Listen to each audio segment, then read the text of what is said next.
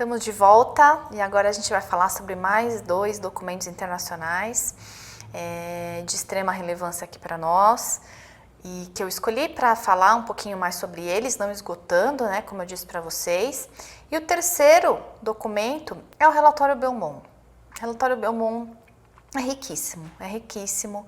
Ele criou os 3 princípios que orientam a bioética, né, que deram origem ao princípio, a bioética principialista, e que são respeito pelas pessoas, e hoje a gente chama ele de autonomia, mas ele era descrito da seguinte maneira: os indivíduos devem ser tratados como agentes autônomos.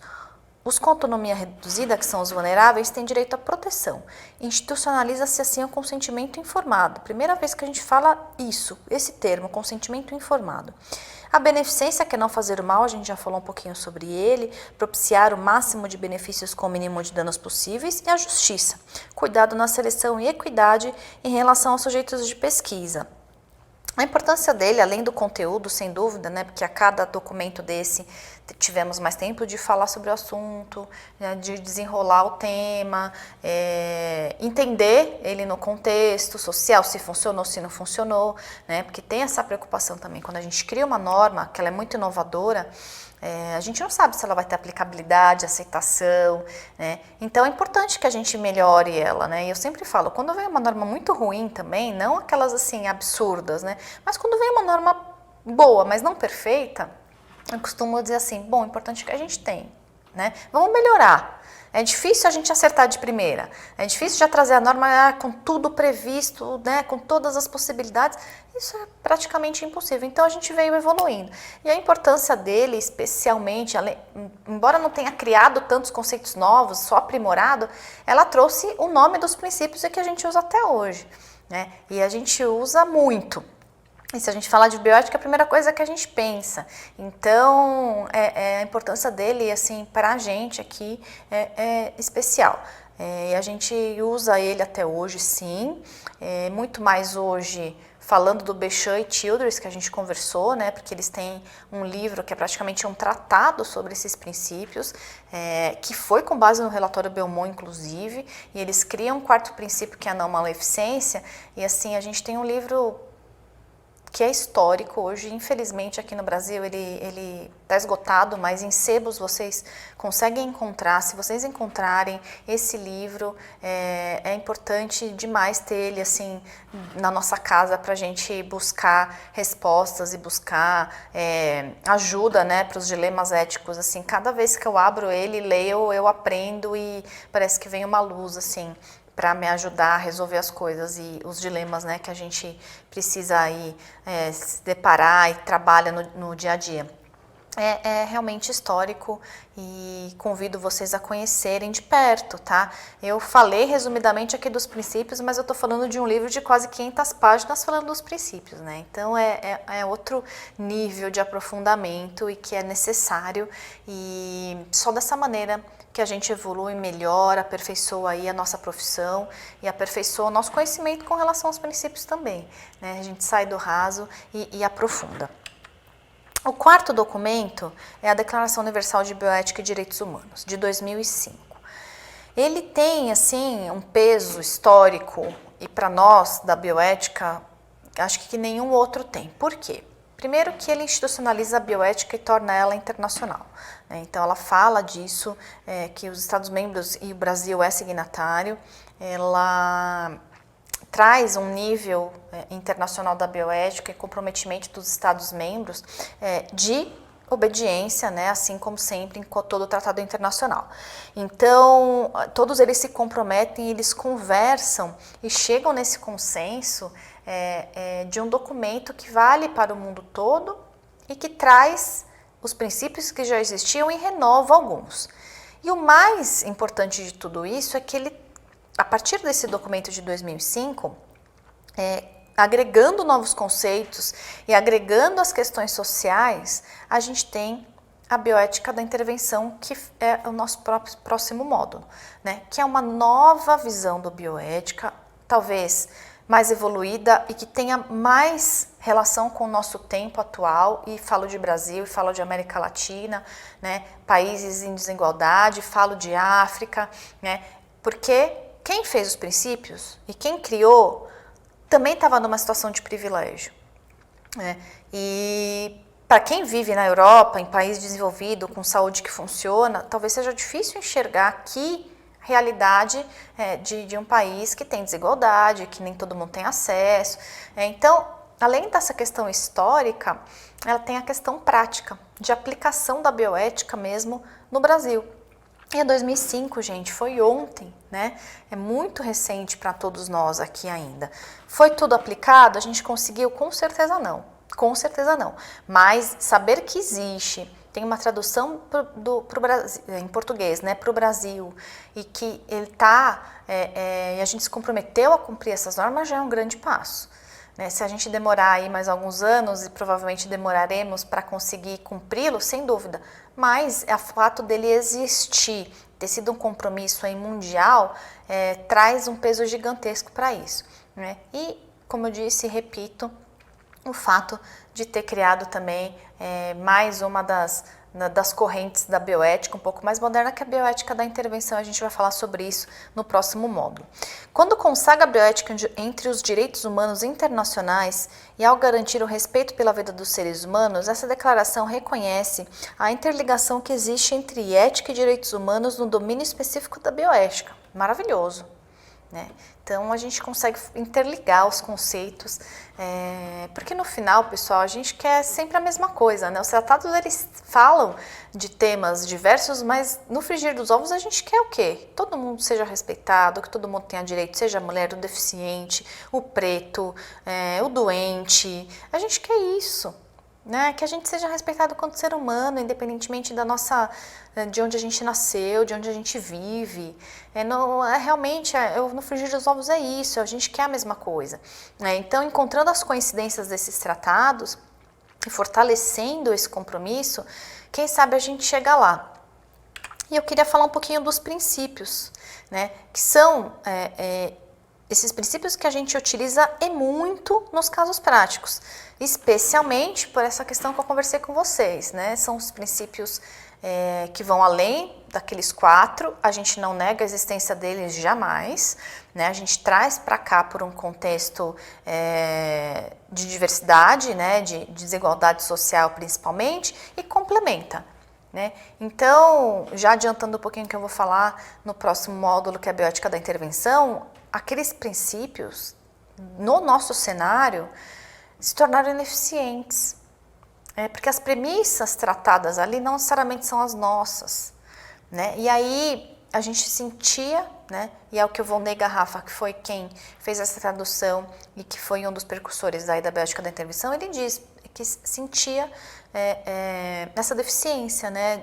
Deixar de que a bioética seja teórica para ser prática. E essa é uma preocupação que a gente tem. Né? E que bom que a Covid nos ajudou. A gente consegue hoje olhar a bioética como um instrumento mesmo de gestão. Mas por um tempo ficava essa dúvida. Eu já ouvi muito dizer, puxa, mas a bioética, o que eu vou fazer com a bioética? Eu vou só estudar? Vou ser um estudioso, um cientista? Não, não é mais assim. A gente aplica a bioética hoje e ele é sim um instrumento de gestão.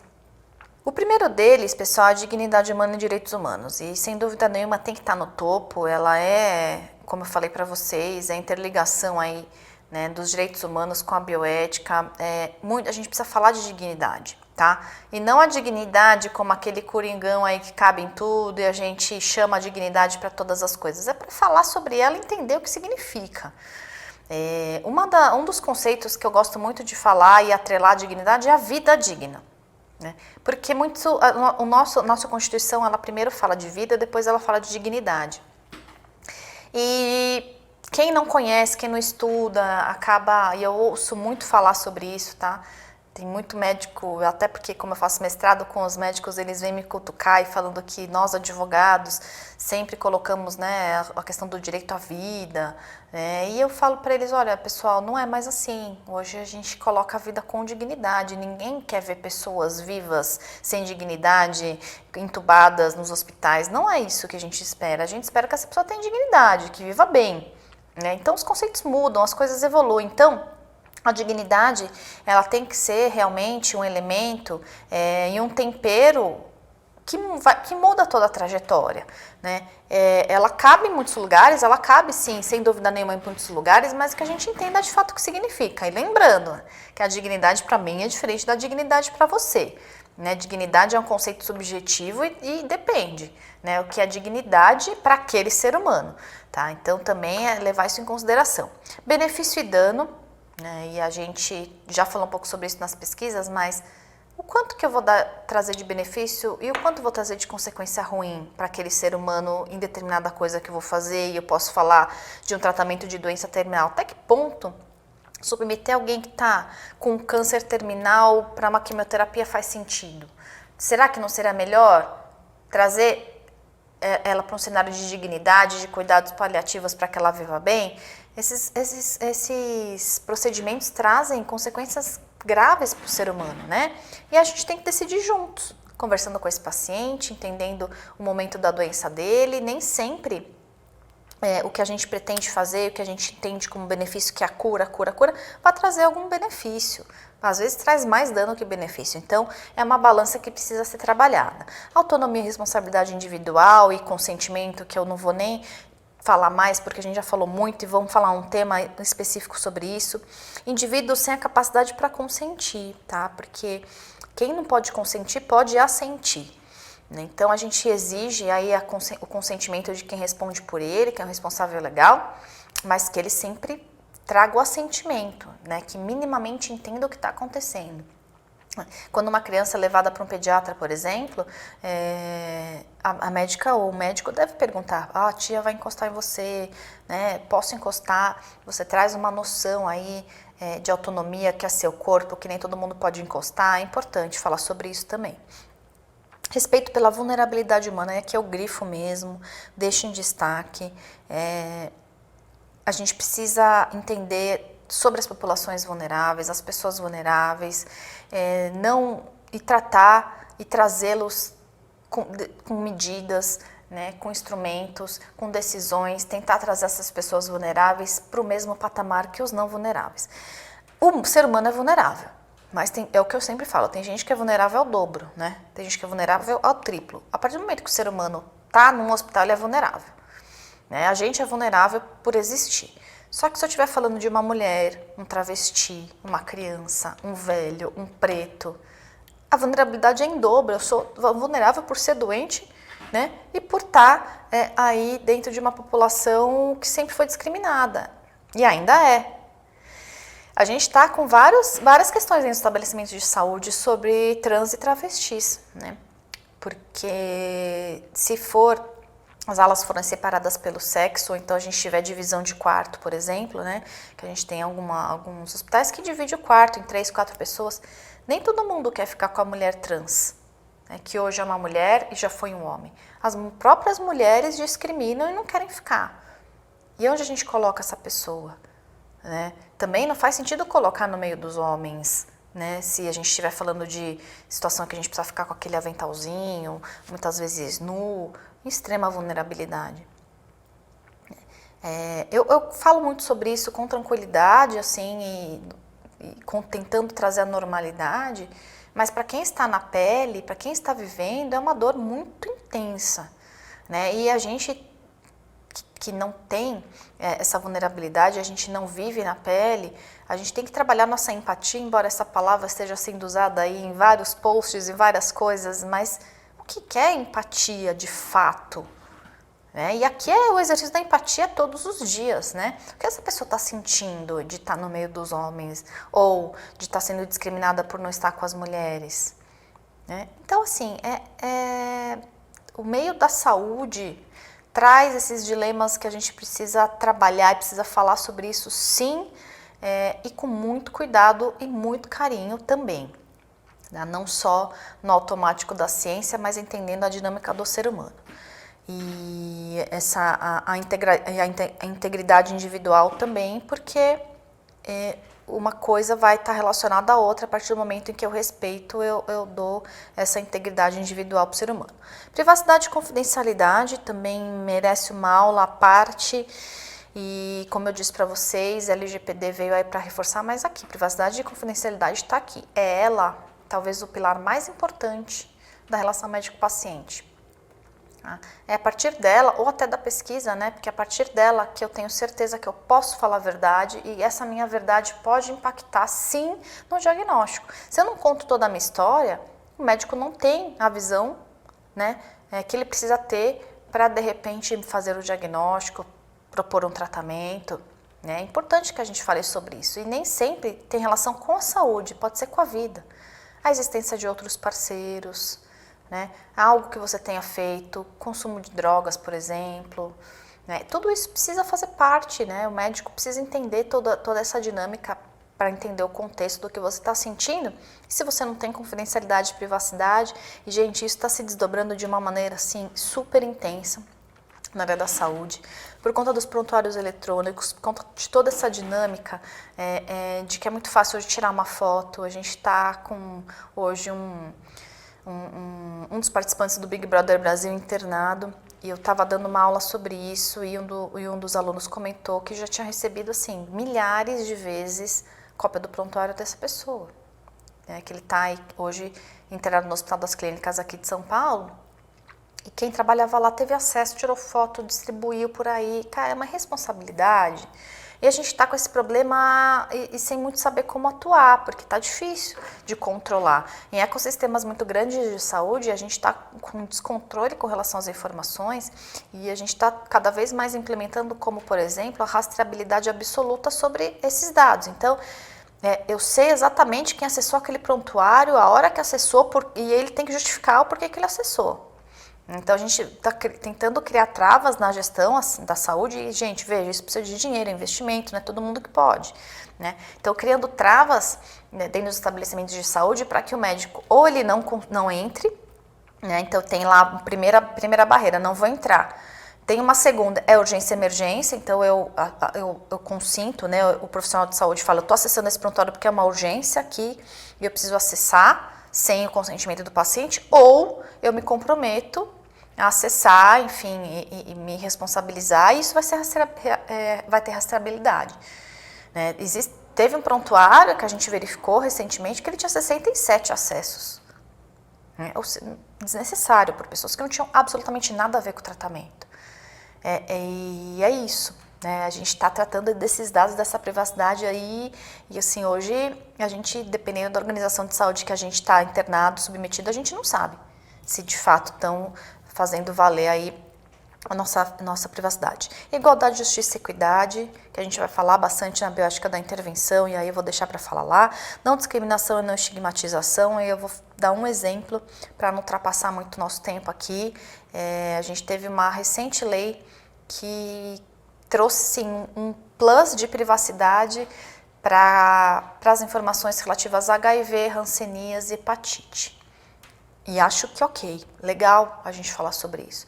Mas a gente deixou de abordar tantas outras questões que não são discriminatórias e que não necessariamente as pessoas não queiram falar. A gente teve que trazer um tratamento diferenciado para essas doenças porque são discriminadas na sociedade. Né? Então, a gente precisou falar sobre isso. O ideal seria que essas pessoas não fossem discriminadas, mas enquanto são, a gente precisa dar uma proteção diferente. Respeito pela diversidade cultural e pluralismo, não julgar, entender as novas dinâmicas, assim, infelizmente a gente parte de pressupostos conservadores e que não são verdadeiros, a gente tapa o sol com a peneira e cada vez mais a gente precisa se livrar dessas amarras e entender que o ser humano é individual e diferente. Solidariedade e cooperação, responsabilidade social e saúde, compartilhamento de benefícios, proteção das gerações futuras e proteção do meio ambiente, da biosfera e da biodiversidade, que a gente vai conversar bastante quando eu falar de bioética da intervenção. E cada um deles tem o seu valor, a sua importância dentro de um contexto todo. Leiam essa declaração, tenham ela guardada com vocês. Ela é maravilhosa, ela é linda de se ler e quem sabe a gente consiga em breve aplicar verdadeiramente isso, mas cada um de nós tem que fazer a nossa parte. Né? Você faz a sua, eu faço a minha, dentro do meu contexto, dentro do que a gente pode, para quem sabe a gente adquira uma maturidade e consiga falar sobre isso com mais tranquilidade e que seja nossa rotina e não a exceção.